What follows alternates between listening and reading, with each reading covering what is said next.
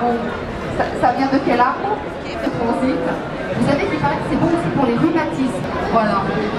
Bah oui. Non mais c'est bien, ça vous. Ils doivent peut-être savoir. Alors, faites attention, il y a un petit noyau. Là où il n'y a pas de noyau, un peu fini. Internet. Et en fait, c'est le fruit du baobab. Comment s'appelle le baobab?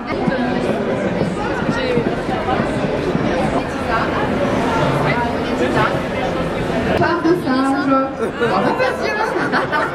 Ah, les pattes de singe. C'était les singes qui arrivaient à attraper les premiers. Et donc, du coup, on va leur donner ce nom-là. Hein? Nous, on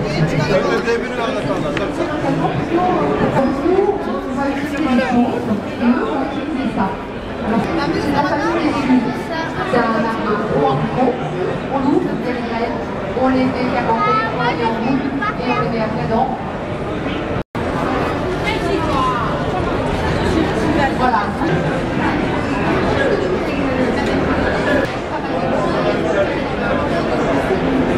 Entre l'artisanat malgache,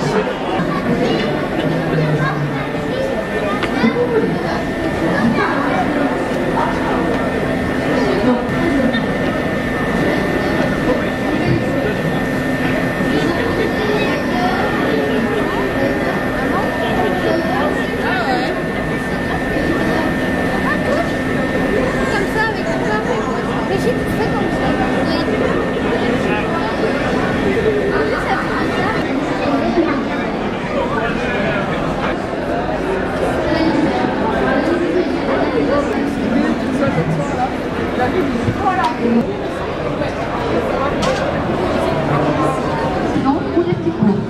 Donc vous choisissez. Non, pas moi. Regarde, allez, on y va, je vous montre. Où est-ce qu'il pousse et s'il est bon. Ok? Mais en termes bien. Qu'est-ce qu'on fait avec le tamarin, monsieur, à votre avis? Alain, bonjour. Bonjour. Alors, vous êtes ingénieur des eaux et forêts de formation et vous avez rejoint le CIRAD. C'est quoi le CIRAD? Le CIRAD, eh c'est le centre français de recherche en agronomie vers les pays du Sud qui se préoccupe du développement de ces pays du Sud et qui accompagne finalement les gouvernements, les populations locales vers une vie meilleure grâce à l'agriculture et également vers la forêt. Ça existe depuis combien de temps?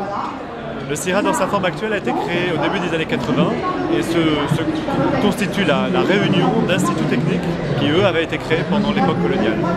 Le CIRAD, ça fonctionne comment? Vous êtes nombreux? Alors le CIRAD, c'est 1800 personnes, 900 cadres scientifiques, et dans ces cadres scientifiques, environ un tiers vivent à l'étranger, et ils sont outre-mer, parce que notre mission, c'est le développement, l'appui au développement dans les pays du Sud. Et donc ces expatriés travaillent dans les différents secteurs de l'agronomie, et également un petit peu des forêts tropicales. Donc nous sommes une petite centaine de forestiers, de chercheurs forestiers, qui travaillons dans l'ensemble des domaines de la forêt, des forêts de plantation, des forêts naturelles, sur les aspects de la biologie des forêts, sur les aspects de l'économie, des politiques des forêts. Donc des conditions de vie agréables finalement pour les expatriés. Je ne sais pas très bien ce que vous appelez des conditions de vie agréables. Disons que ce sont des conditions de vie dans des pays du Sud, oui, avec leur niveau de pauvreté, avec leur niveau de développement plus ou moins avancé. Donc ce sont des conditions, je dirais, extrêmement diverses. Oui. Par exemple, nous avons dû rapatrier quelqu'un d'Égypte il n'y a pas longtemps. Non mais c'était une plaisanterie. Hein. Voilà, c'est très variable. C'est très variable. C'est compliqué pour rentrer chez vous? Pour rentrer au CIRAD? Ouais. Par les temps qui courent, il vaut mieux avoir un doctorat, clairement. Ensuite, nous sommes un établissement public, donc nous sommes assujettis, comme tout le monde, au fait que les fonds publics qui nous subventionnent n'augmentent pas ou augmentent très peu. Donc nos recrutements sont limités, voilà, ponctuels. Alors, puisque vous parlez justement des fonds publics, vous n'avez pas que des fonds publics. Comment ça se passe? Oui, alors voilà, une caractéristique du CIRAD, c'est que c'est un EPIC, un établissement à caractère industriel et commercial. Donc nous recevons une subvention d'État, mais le personnel de notre établissement a un statut privé. Cette subvention couvre à peu près les 2/3 de nos revenus et 1/3 de nos revenus doit être trouvé au travers de projets de financement qui sont dans bien des cas des financements internationaux qui accompagnent l'aide publique au développement. Donc Alain, vous-même, qu'est-ce qui vous a fait choisir le CIRAD? Moi, ce qui m'intéressait, c'est que d'abord, j'ai longtemps travaillé dans le secteur des forêts, de plus en plus dans les tropiques. Et ce qui me plaisait bien dans le CIRAD, c'est qu'on peut développer des idées d'appui, d'accompagnement des pays du Sud, et finalement de rencontrer énormément de gens très différents, aussi bien au niveau des villages, des gens vraiment qui sont dans le monde rural, et de temps en temps aussi on rencontre des négociateurs, des conventions internationales, on voit l'ensemble de la chaîne finalement des gens qui interviennent dans ces forêts tropicales. Et c'est tout à fait passionnant de passer de l'un à l'autre et de voir que l'on peut servir de médiateur, de relais entre ces gens au plus petit niveau et des gens au plus haut niveau. Alors au-delà de vos compétences scientifiques, vous aviez aussi une envie d'assister des populations qui en ont besoin. Je pense que tout le monde au CIRAD se sent très investi de cette mission d'appui au développement. Réellement, je crois que c'est pour ça qu'on y est, qu'on s'y sent bien. On a un petit peu tous cette vocation-là. Et bien sûr, nous sommes des institutions du Nord qui travaillons dans le Sud. Donc nous travaillons toujours en appui de ces pays amis, de ces pays partenaires, et d'essayer de renforcer nos collègues, de leur donner les capacités à être les plus indépendants possibles dans leur mission.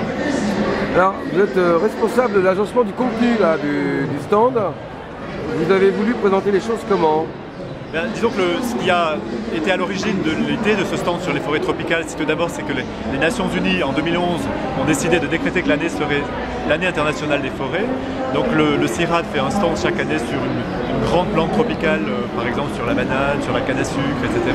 Donc cette année on s'est focalisé sur les forêts tropicales. Et l'idée c'était de faire passer quelques grands messages sur les forêts tropicales que le grand public ne connaissait pas forcément. Bon, bien sûr, tout le monde a entendu parler de déforestation, donc nous parlons de la déforestation, de ses causes en particulier. Nous parlons aussi d'un enjeu qui devient très important actuellement, qui est celui du réchauffement climatique et du rôle des forêts sur ce réchauffement climatique. Donc nous exposons ce point-là sur le stand. Bien sûr, nous parlons aussi de ce que tout le monde pense, de ce à quoi tout le monde pense quand on pense de forêt, c'est le bois, mais que ce n'est qu'une toute petite partie des produits tirés d'une forêt. Une forêt, c'est aussi des aliments, c'est des fibres, c'est toute une série de biens qui sont produits par ces écosystèmes particuliers. Et nous insistons aussi sur les services que rendent les forêts. Donc j'ai parlé du climat qui est un service, on en parle aussi de la biodiversité. Les forêts tropicales de la planète renferment peut-être 50 à 80% de la biodiversité de la planète. Donc c'est un petit peu tous ces messages que l'on voulait transmettre. Nous accueillons le public et nous permettons de toucher un petit peu du doigt quelques éléments de notre travail. Par exemple, nous avons tout un stand qui parle du bois, du matériau bois et du travail que nous faisons sur le bois. Alors un point qui est très ancien chez nous, qui date presque d'il y a 100 ans, c'est d'être un petit peu le centre technique de référence pour la qualité des bois. Quand vous construisez une fenêtre en bois, il faut que ce bois respecte un certain nombre de normes de construction. Et donc notre centre de recherche, par exemple, reçoit des bois tropicaux relativement peu connus et les teste, les valide et permet de dire si tel bois peut être cloué, scié, collé. Tous les bois ne s'y prêtent pas de la même façon. Nous avons également un atelier très important sur les traitements des bois. Les bois résistent plus ou moins bien aux agressions, des champignons, des termites, et donc nous essayons de mettre au point des substances qui permettent de traiter les bois, des substances plus naturelles.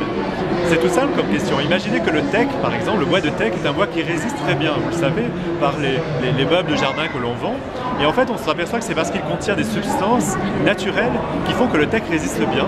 Et l'idée de notre laboratoire de chimie des bois, c'est d'extraire ces substances-là et pourquoi pas de les insérer dans des produits qui permettraient de traiter naturellement des bois avec des matières non toxiques, des matières naturelles et qui permettraient de remplacer les produits chimiques relativement forts que l'on utilise aujourd'hui pour traiter les bois. Alors de manière pratique, rappelez-nous les grandes lignes des missions du CIRAD. Alors, la principale mission de du CIRAD, c'est de la recherche, mais de la recherche de ce que l'on appelle finalisée. C'est-à-dire que c'est une recherche qui doit avoir des impacts sur la vie au quotidien des populations, qui doit avoir des impacts sur les décisions qui sont prises par ce que l'on appellerait les décideurs, c'est-à-dire les personnalités politiques, les ministères, les municipalités, les communautés locales avec qui nous travaillons. Nous ne faisons pas de recherche fondamentale. Et donc notre mission, c'est de travailler vers les pays en développement, vers les populations les plus démunies. Comme je le disais tout à l'heure, c'est ce qui nous réunit. Nous avons également une mission d'enseignement, de formation, d'enseignement supérieur. Donc nous accueillons des étudiants en doctorat, mais nous faisons énormément de formation aussi du personnel d'encadrement technique dans les pays dans lesquels nous travaillons et qui souvent n'ont pas reçu toutes les formations qu'ils souhaitaient ou qui ne connaissent pas forcément certains aspects très récents. Vous avez pris un exemple tout à l'heure avec les pygmées, qui était intéressant. Oui. Alors pour ce qui est des pygmées, nous sommes en interface avec certaines des populations locales qui sont les plus inféodées aux forêts. Donc, comme vous savez, les pygmées sont des populations qui ont construit une vie sociale autour de la connaissance de la forêt, qui en tirent leur alimentation, qui en tirent leur mode de vie. Et donc ce sont des populations qui sont particulières. Ce sont des chasseurs-cueilleurs. Hein. Alors d'abord, ce sont effectivement leur mode de vie, ce sont des chasseurs-cueilleurs, c'est-à-dire ce sont des gens qui tirent leur subsistance de la chasse ou de la cueillette, ce ne sont pas tellement des agriculteurs. Et donc les pygmées sont des populations très fragiles dans le sens où elles ne se sont pas organisées pour se défendre.